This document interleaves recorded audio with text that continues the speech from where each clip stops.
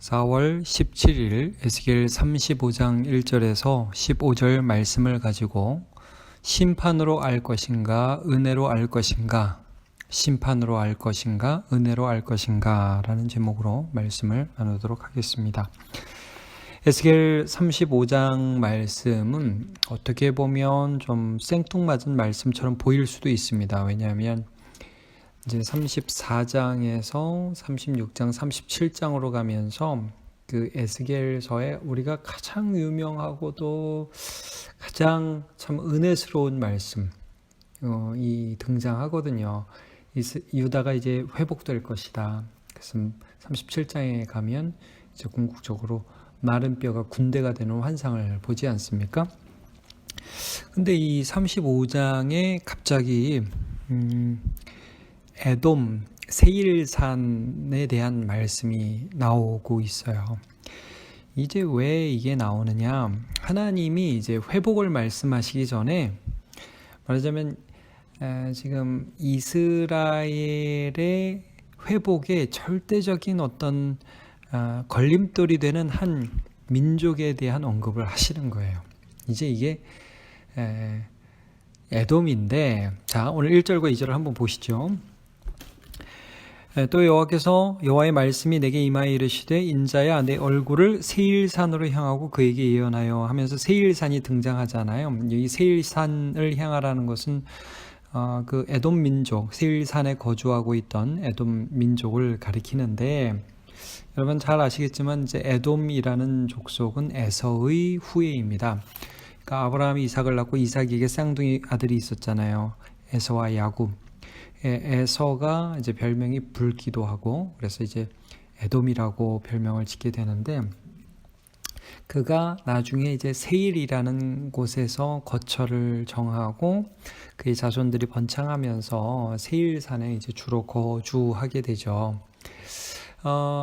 근데 이 하나님께서 왜 이 지금 에돔에 대한 멸망의 예언을 여기서 이제 말씀하시고 있느냐 하면 이 에돔이 한 일에 대한 심판을 먼저 하시겠다는 거예요. 이스라엘의 회복에 걸림돌이 되지 않게 하겠다는 거예요. 자, 이들의 죄악이 무엇이냐? 5절을 보시죠.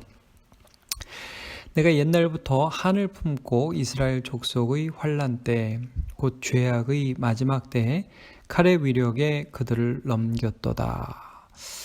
자, 에돔이 한 일이 예전부터 한을 품었다.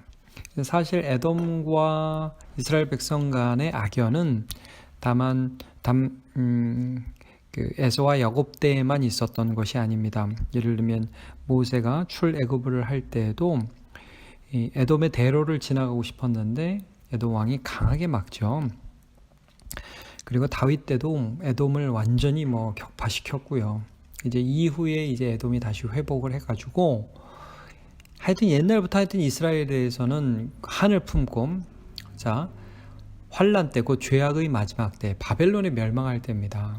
그때 칼의 위력에 그들을 넘겼도다. 그래서 이 사람들이 한 일이 뭐냐면, 바벨론이 침공할 때 형제 나라라면 사실 이제 돕고 위해주고 해야 되는데, 자 그들의 바벨론의 침공에 앞잡이 노릇을 했을 뿐 아니라 또 바벨론에게 멸망당하고 피신하는 자들을 칼로 치기도 하고, 또 그들이 이스라엘 유다가 이제 멸망할 때 굉장히 좋아했었습니다. 지금 이것을 언급하고 계신 것입니다. 이 에돔의 멸망에 대해서 구체적으로 계시한 책이 구약 성경의 오바댜입니다. 오바댜. 그래서 오바댜 1장 12절부터 14절까지를 제가 좀 읽어드리면 이렇습니다. 내가 형제의 날 곧 그 재앙의 날에 방관할 것이 아니며, 방관해서는 안 되는데 방관했다 이 말이죠. 유다 자손이 패망하는 날에 기뻐할 것이 아니며, 그 고난의 날에 내가 입을 크게 벌릴 것이 아니며, 내 백성이 환난을 당하는 날에 내가 그 성문에 들어가지 않을 것이며, 환난 당하는 날에 내가 고난을 방관하지 않을 것이며, 환난을 당하는 날에 내가 그 재물을 손에 대지 않을 것이며. 그러니까 이게 뭡니까? 이 에돔 사람들이 유다가 멸망하자 방관했을 뿐 아니라 거기 들어가 가지고 재물을 약탈했다는 것을 우리가 알 수 있죠. 14절도 보면 내 거리에 서서 그 도망하는 자를 막지 않을 것이며 고난의 날에 그 남은 자를 원수에 넘기지 않을 것이니라. 그런데 도망하는 자들을 막았을 뿐 아니라 또 바벨론에 넘기는 그런 일을 했다는 것을 알 수 있습니다.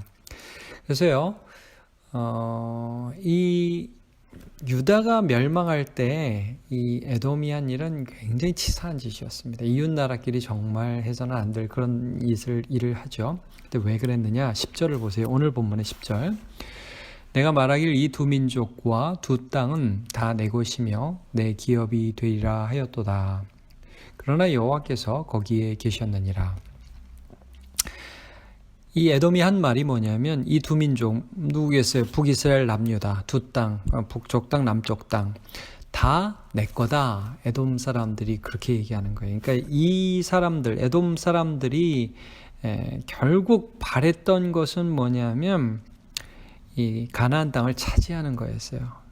그러니까 멸망할 때 방관했고 약탈했고 나중에 이스라엘이 포로로 끌려가면 사실 가장 가까운 어떤 국가를 형성하고 있는 나라가 에돔이었기 때문에 에돔이 먹어버릴 생각이 있었던 거죠. 근데 10절 마지막에 뭐라고 말씀하십니까? 그러나 여호와께서 거기 계셨느니라. 여호와께서 다 듣고 다 네 심산을 알고 계시고 보셨다는 거예요. 거기 계셨다는 것은 무슨 말씀이냐면 이스라엘 백성들 포로로 끌려가 유다 백성들 끌려가 그러니까 그 땅이 비었냐? 아니죠. 거기는 누가 계셔요? 하나님 여호와께서 계시다는 거예요. 그래서 이제 에돔에게 그렇게 유다가 멸망할 때 좋아했던 에돔에게 하나님께서 무엇을 알게 하시느냐 하면 심판을 통해서 하나님을 알게 해주시겠다는 말씀을 오늘 해주시는 것입니다. 11절 보시면 그러므로 주 여호와의 말씀이니라. 내가 나의 삶을 두고 맹세하노니 내가 그들을 미워하여 노하며 질투한 대로 내가 내게 행하여 너를 심판할 때 그들이 나를 알게 하리라. 하나님이 심판하실 때에 하나님이 진짜 계셨네. 하나님이 우리가 하는 말을 알고 계셨네. 듣고 계셨네. 이걸 알게 해주시겠다는 거예요. 내가 12절 내가 이스라엘 산들을 가리켜 말하기를 저 산들이 황폐하였으므로 우리에게 넘겨주어서 섬기게 되었다. 와 이제 저건 우리 땅이다 하면서 욕을 하면서 막 이스라엘 백성들을 저주하고 유다 백성들을 그 저주하는 모든 말을 나 여호와가 들은 줄을 내가 알리로다. 여러분 멸망하면서 아는 거예요. 그러니까 오늘 본문이 어떻게 보면 이 34장과 참 대조적이에요. 여러분 34장 어제 말씀 기억하십니까? 양들의 죄악을 지적하시잖아요. 이렇게 뚱뚱한 양이 나오고 파리한 양이 나오는데 서로 양보하지 않고 함부로 해서 그래서 하나님이 그 양들에 대한 심판을 내리신다. 그전에는 이제 이스라엘의 거짓 목자들에 대해서 하나님 심판하신다 말씀이 나오면서 이런 죄악 때문에 하나님이 너희를 치셨어. 근데 어제 본문이 어떻게 끝났습니까? 그래서 너는 끝이야. 하나님 이렇게 너에게 심판하시는 것으로 끝이야가 아니라 하나님이 그럼에도 불구하고 이 벌을 끝낸 후에 너희를 회복시켜서 그래서 하나님을 알려주시겠다고 말씀하시죠.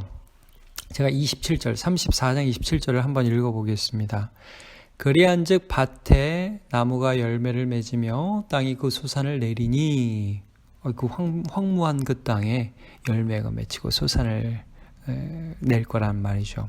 그들이 그 땅에서 평안할지라 기적이 일어날 거라는 거예요. 지금 에돔 사람들이 저건 내 땅이 하던 그 땅에 그들이 돌아가서 하나님 복 주실 거라는 거예요. 내가 그들의 멍에의 나무를 꺾고 그들을 종으로 삼은 자의 손에서 그들을 건져낸 후에 내가 여호와인 줄을 그들이 알겠고 이스라엘 백성들이 하나님을 알게 될 거예요. 유다 백성들이 하나님을 알게 될 거래요. 어떤 방식으로? 자기들이 벌 받았잖아요. 그 땅은 빼앗겼잖아요. 돌아갈 수 없잖아요. 근데 그 땅에 돌아가서 거기서 하나님이 은혜 주시는 것을 경험하며 이 말도 안 되는 은혜를 베푸시는, 기적을 베푸시는 그 하나님을 알게 될 것이라고 말씀을 하고 계십니다. 반면 에돔은 어떤 방식으로? 하나님이 안 계신 줄 알았는데, 못 듣는 줄 알았는데, 내가 유다를 향해 저주하는 그 모든 말을 다 듣고 계셨네. 심판당하면서 하나님을 알게 될 거라는 거예요. 이게 너무 무서운 말씀이죠. 여러분, 우리가 어떻게 하나님을 알아야 되겠습니까?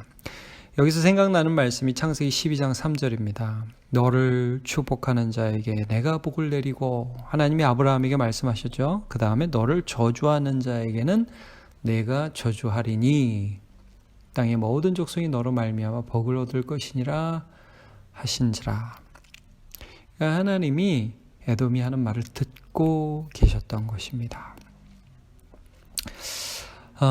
여러분, 우리가 이제 하나님을 아는 방법, 지금 두 가지 중에 두 가지가 있다고 말씀을 드렸습니다. 참 죄인인 우리가 때로 벌 받기도 하고 그 죄의 쓴 잔을 마시기도 하지만, 그러나 궁극적으로는 그 모든 것을 통해서 은혜를 주시는 하나님을 경험함으로 하나님을 알 수 있습니다. 이게 뭡니까? 죄에 대한 심판을 감당하신 예수 그리스도를 믿어 그를 의지하여 은혜를 받음으로 하나님을 알 수가 있습니다. 두 번째, 어떻게 하나님을 알 수 있죠?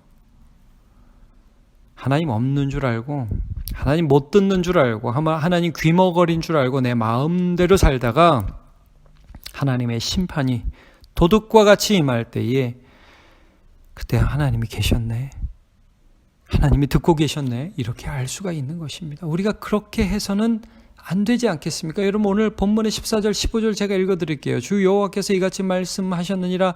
온 땅이 즐거워할 때 내가 너를 황폐하게 하되. 이게 뭐예요? 이스라엘 백성들이 돌아올 때에, 이스라엘 백성들이 하나님 찬양할 때 너네들은 폐허가 될 것이다. 에돔은 멸망했어요, 여러분. 자기들이 이긴 줄 알고 자기들이 가진 줄 알았는데 멸망했습니다. 15절, 이스라엘 족속의 기업이 황폐함으로 내가 즐거워한 것 같이 내가 너를 황폐하게 하리라. 세일사나 너와 에돔 온 땅이 황폐하리니 내가 여호와인 줄을 우리가 알리라 하셨다. 하나님을 이렇게 알게 하신다는 것입니다. 여러분, 예수님이 다시 오실 때에 우리는 기뻐할 것 같습니까? 하나님을 즐거워할 것 같습니까? 아니면 그때서야 하나님을 알고 두려워 떨 것 같습니까? 계시록 1장 7절입니다. 볼지어다 그가 구름을 타고 오시리라. 심판의 날이죠. 각 사람의 눈이 그를 보겠고 그를 찌른 자들도 볼 것이요 땅에는 모든 족속이 그로 말미암아 애곡하리니 그러하리라. 아멘. 두려운 말씀입니다. 이 땅에서 하나님 없이 살아가는 자들이 마지막에 하나님을 알게 될 때는 회개할 기회가 주어지지 않을 때가 될 것입니다. 예수님이 우리에게 이런 말씀을 하셨죠. 요한복음 14장 21절, 나의 계명을 지키는 자라야 나를 사랑하는 자니 나를 사랑하는 자는 내 아버지께 사랑을 받을 것이요 나도 그를 사랑하여 그에게 나를 나타내리라. 늘 은혜를 주시겠다는 말씀이에요. 어떤 자에게? 예수님이 나를 위해 죽으셨고 예수님이 나와 함께 사셨고 그 예수님이 오늘 내 말을, 내 행동을 보고 계시며 내가 그분께 순종할 때 복 주시는 분이라는 걸 아는 그 사람이 예수님을 믿고 행할 때 하나님께서는 그에게 은혜를 나타내신다는 거예요. 우리가 이런 방식으로 하나님을 알아야죠. 여러분, 심판으로 하나님을 아는 것이 아니라 믿음으로, 믿음이 주는 은혜로 하나님을 아는 저와 여러분 되시기를 예수님의 이름으로 축복합니다. 기도하겠습니다. 하나님, 오늘도 우리가 하나님의 말씀 나누었습니다. 에돔을 보면서 유다가 멸망당하고 포로로 끌려갈 때 하나님 안 계신 것처럼 좋아하고 드디어 저 땅이 내 것이 되었다고 좋아했던 그들의 기쁨은 하나님이 그들의 대적이 되실 때 슬픔으로 바뀌고 말았습니다. 아무것도 아닌 것이 되었습니다.